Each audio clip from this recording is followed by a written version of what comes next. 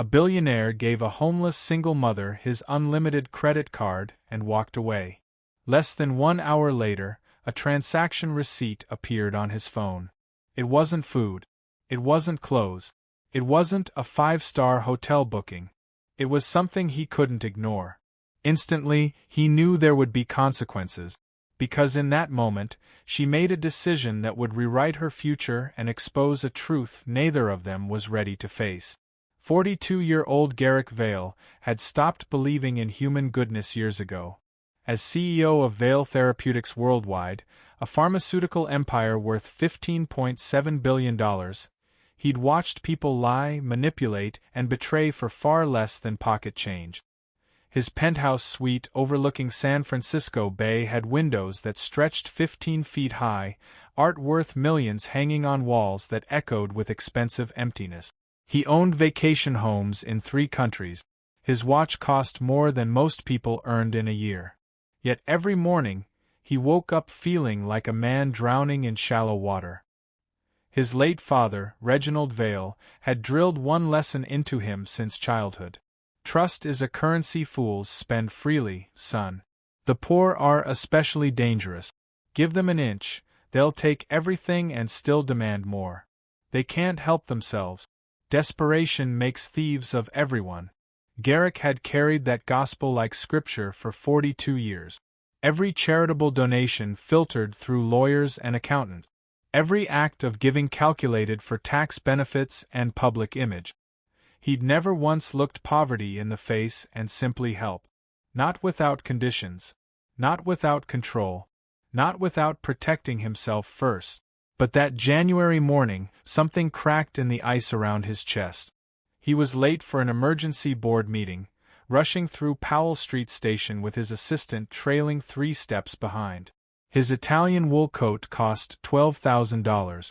His leather briefcase held contracts worth $60 million. His phone buzzed relentlessly with messages from investors, lawyers, executives, all demanding pieces of his attention. Then he saw her.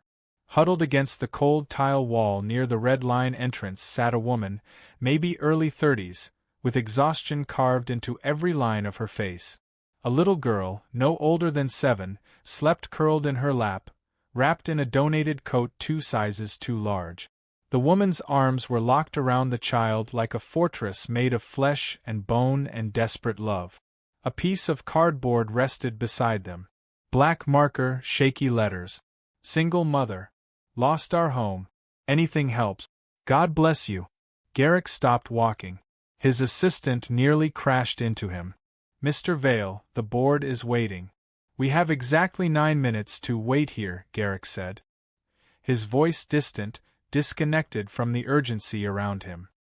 He approached slowly, expensive shoes clicking against subway tile, unsure why his body moved when every logical part of his brain screamed to keep walking. Homeless people were everywhere in San Francisco. This wasn't special. This wasn't different. This was just another casualty of a system he'd helped build. Except something about her stopped him cold. When the woman looked up, there was no performance in her eyes. No rehearsed desperation or practiced plea. Just bone-deep exhaustion. The kind that settles into marrow after months of carrying weight no single person should bear. Her lips were chapped from winter wind. Her fingernails were clean but ragged. She'd given up on vanity but not on dignity. "I'm sorry," she said immediately, voice rough from cold and disuse. "We're not bothering anyone.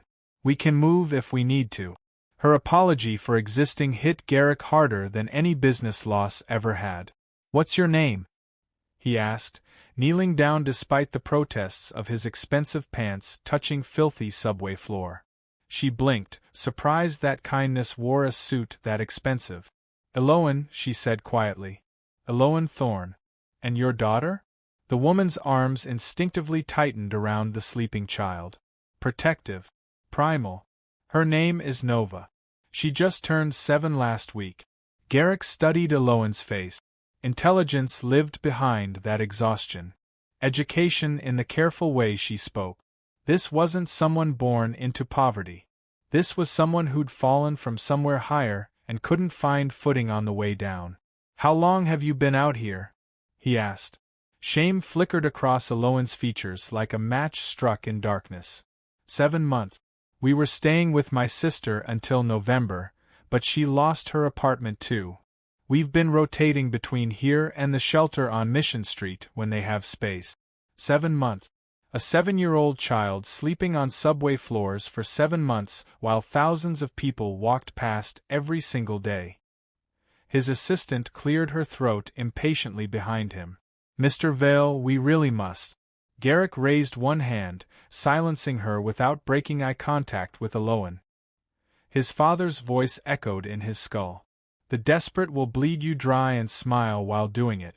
Maybe it was time to test that theory himself, to prove once and for all whether his father had been right or whether Garrick had spent 42 years believing a lie that protected his wallet but poisoned his soul.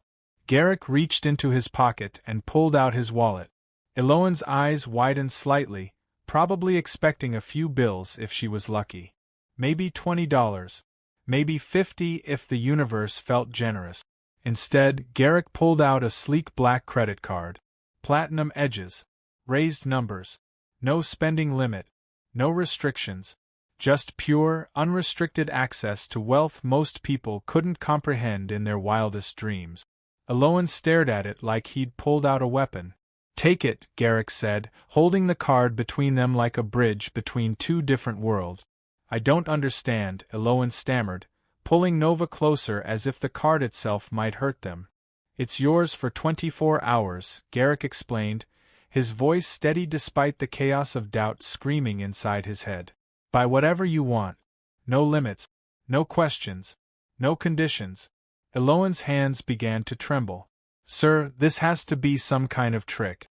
People don't just hand out credit cards to strangers. Especially not to people like me." "I want to see something," Garrick said, and for the first time in years he spoke complete truth. "I want to see what someone with nothing does when given everything. I want to test something my father taught me. Prove him right or prove him wrong." He pressed the card into her palm. Her fingers were ice cold, rough from exposure, shaking like leaves in a storm. "Why me?" Eloan whispered, tears pooling in eyes that had cried themselves empty months ago. Garrick looked at Nova, sleeping peacefully despite the cold, despite the noise, despite the absolute instability of her entire world. He thought about his own childhood, nannies and private schools and skiing in Switzerland. Every need met before he could even name it. This child had nothing except a mother who refused to let go. "Because I'm tired of assumptions," Garrick said quietly. "Because I want to believe there's still something good left in people who've lost everything. Prove my father right or prove him wrong. Either way, I'll finally know the truth." Eloan closed her fingers around the card slowly, like someone touching fire for the first time and expecting to be burned. 24 hours, Garrick repeated, standing up. His knees ached from kneeling on frozen tile. "Spend whatever you want.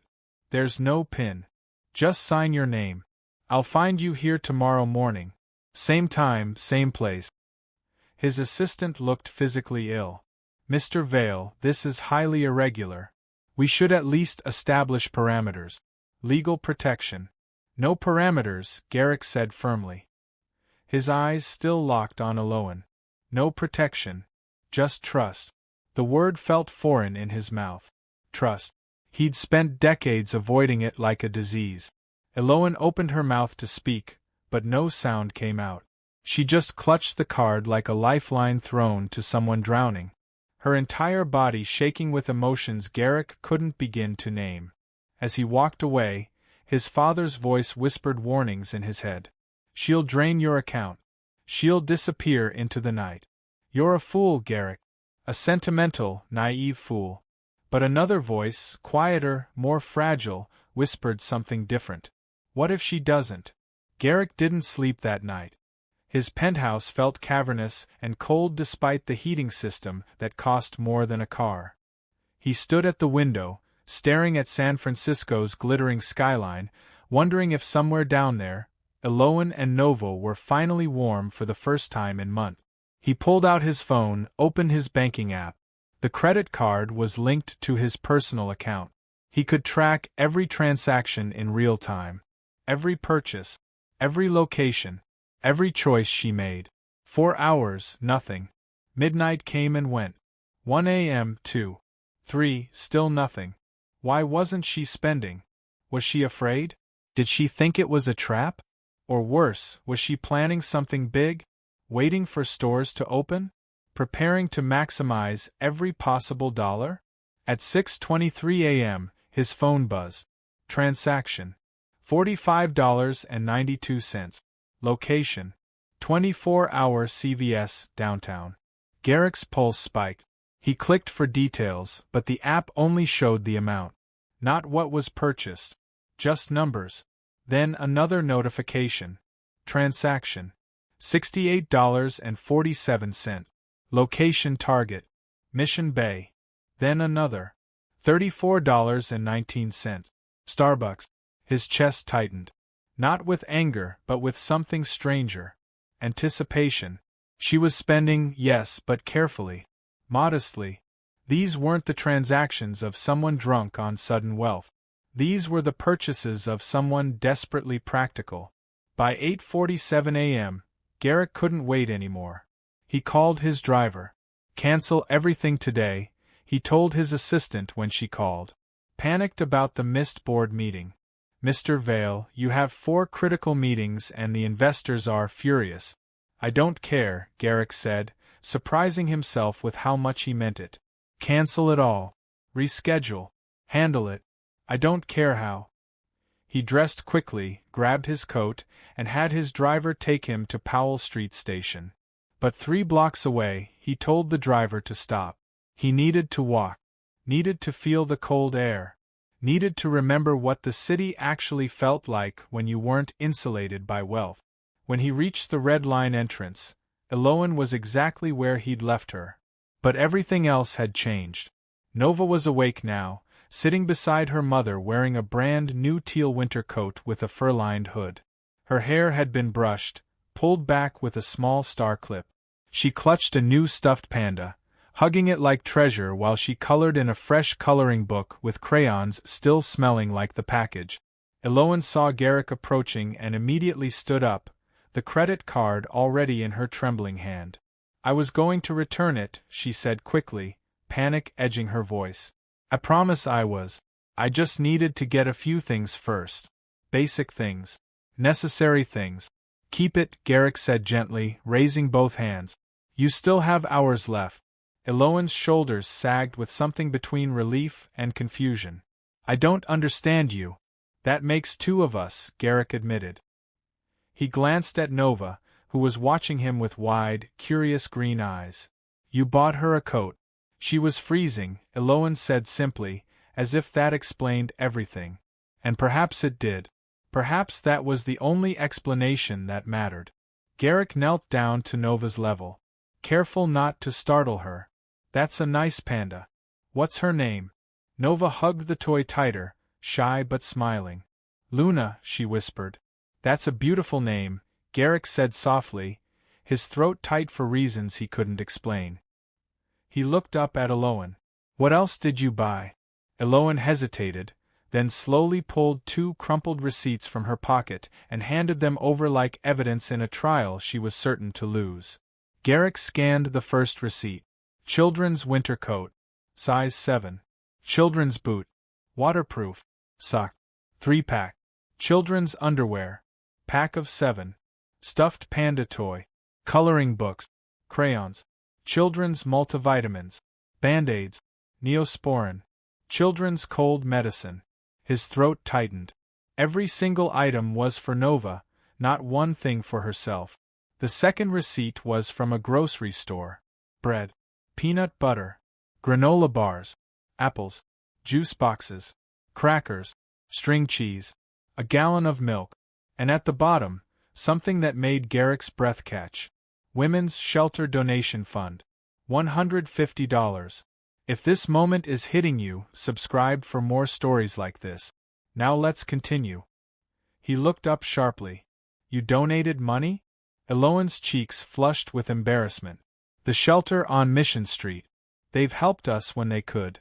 They're always full, always running out of supplies. I thought, if I had extra, even just for one day, maybe I could help them help someone else. Someone else? Garrick repeated, his voice barely functional. You're homeless.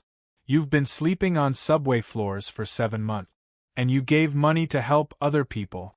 There are women there with babies, Eloin said quietly. With teenagers. With disabilities. Some of them have it so much worse than we do. I know what it's like to need help and have nowhere to turn. If I could give back even a little, even for one day, I had to. Garrick stared at the receipt. His father's voice was completely silent now, obliterated by the truth printed on thermal paper. This woman, who had every reason to be selfish, who had every justification to think only of herself and her daughter, had spent a billionaire's money on necessities, medicine, and charity. Not liquor.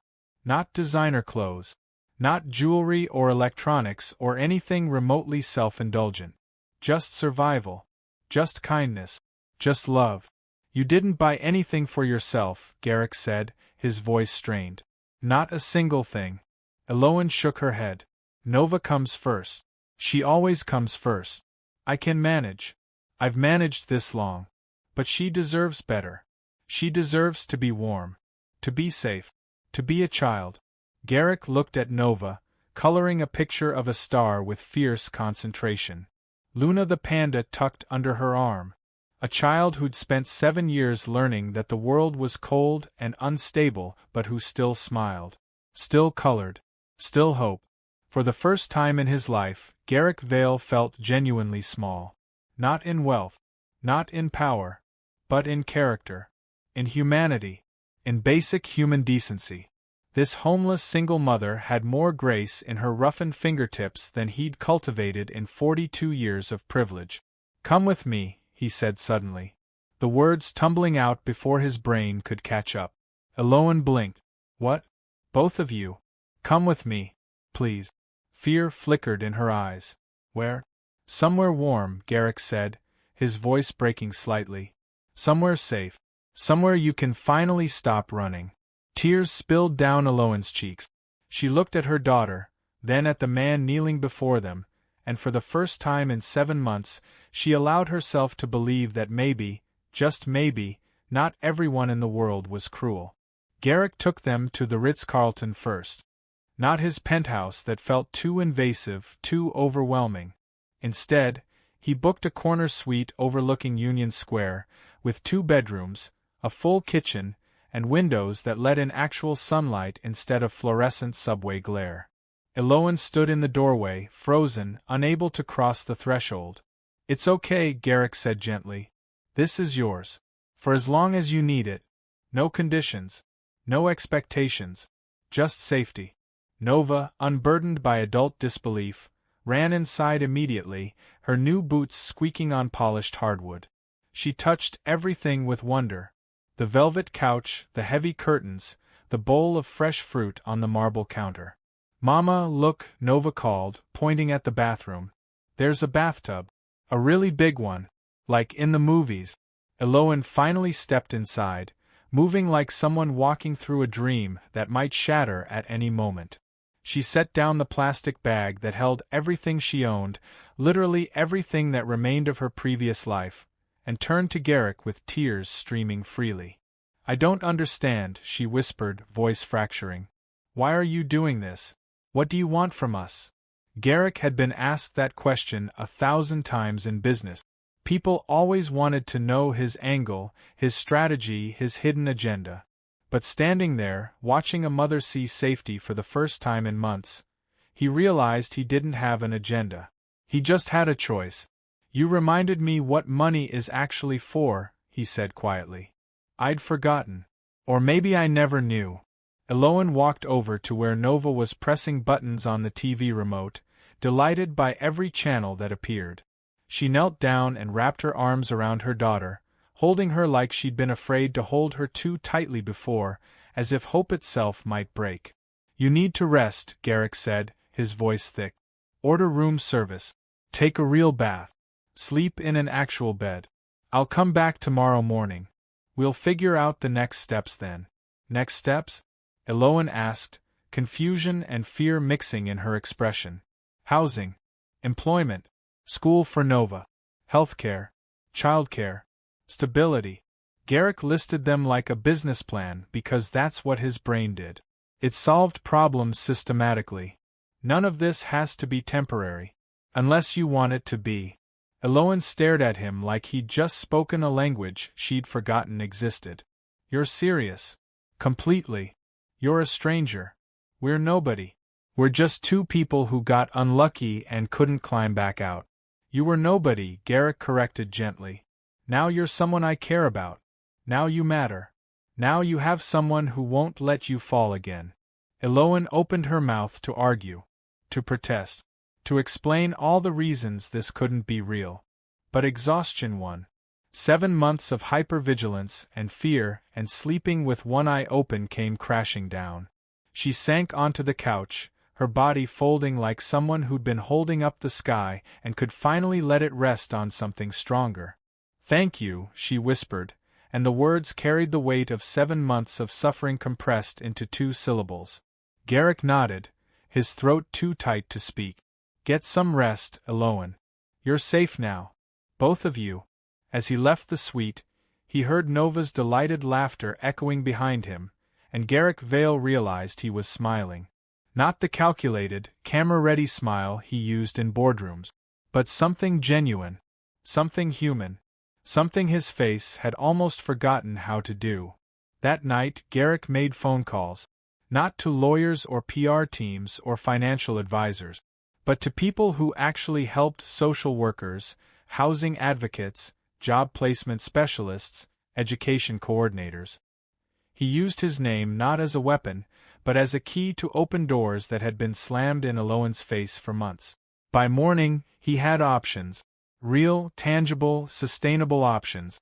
He returned to the Ritz-Carlton at 9 a.m., carrying coffee and a bag of fresh pastries from a bakery Nova would love.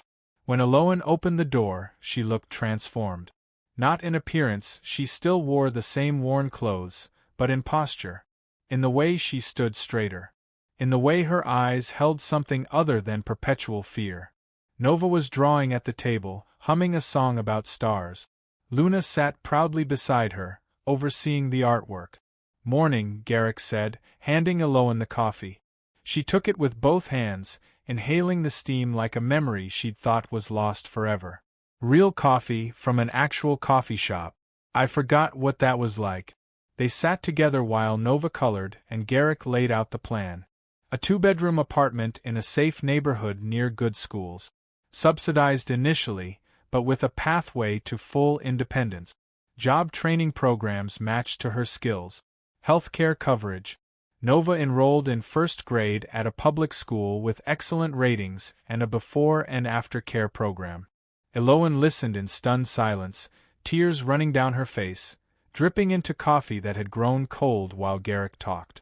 This isn't charity, Garrick clarified, echoing what he'd been telling himself all night. It's an investment. You're intelligent, capable, and resilient. You just need a foundation to rebuild from. A place to stand so you can start climbing again. I don't know how to repay you, Eloan said, her voice barely above a whisper. You already did, Garrick replied. You showed me that goodness still exists in people. That desperation doesn't automatically create monsters. That my father was wrong about everything that actually matters. Eloan shook her head, more tears falling. I just bought what Nova needed. Exactly, Garrick said. You had unlimited wealth for 24 hours, and you chose love over greed. Do you have any idea how rare that is? How many people would have drained that card buying things for themselves and walked away without looking back? Eloan looked at her daughter, carefully coloring inside the lines of a star, her small tongue poking out in concentration. She's all I have. She's all that matters. Everything I do, every choice I make, it's all for her. I know, Garrick said softly. I saw it in those receipts. I saw it in that donation to the shelter. You could have taken everything, but you gave anyway. That's not just good. That's extraordinary. 3 weeks later, Eloan and Nova moved into their new apartment.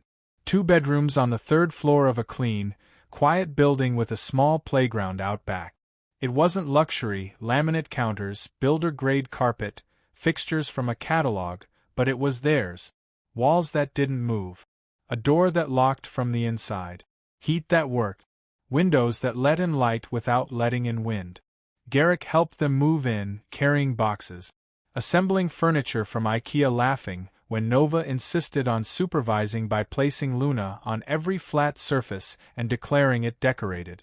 She's very particular about interior design, Eloan joked, watching her daughter arrange stuffed animals with the seriousness of an architect. Garrick didn't mind. For the first time in years, he felt useful.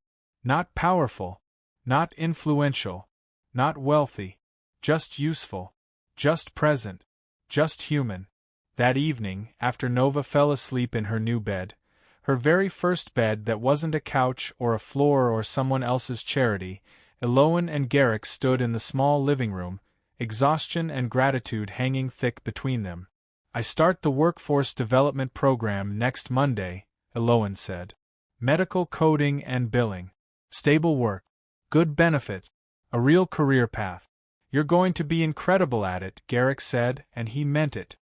Eloan looked around the apartment, her eyes glistening in the lamplight. "I keep waiting to wake up back at the subway station, to realize this was all some elaborate dream I had while freezing on concrete." "It's real," Garrick assured her. "It's yours. No one can take it away." She turned to face him, her voice breaking around the edges. "Why did you choose us? Out of all the people you could have helped? Out of everyone in the city who's struggling, why me and Nova?"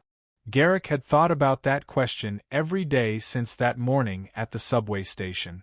He'd analyzed it like a business decision, broken it down into logical components. But the truth was simpler and more complicated than logic. "Because you looked at your daughter the way my mother used to look at me," he said quietly, "before she died. Before my father turned cold and bitter and taught me that trust was weakness. You looked at Nova like nothing else in the world existed. Like you'd burn down the universe to keep her safe. And I realized I'd spent 42 years believing people like you didn't exist anymore." Eloan wiped her eyes. "You gave us a future." "No," Garrick said. "You already had a future. I just helped you reach it. You did the hard part. You survived. You kept Nova safe. You stayed good when the world gave you every reason to be bitter. That's all you. I just removed some obstacles." Eloan smiled through tears. "You're different than I expected.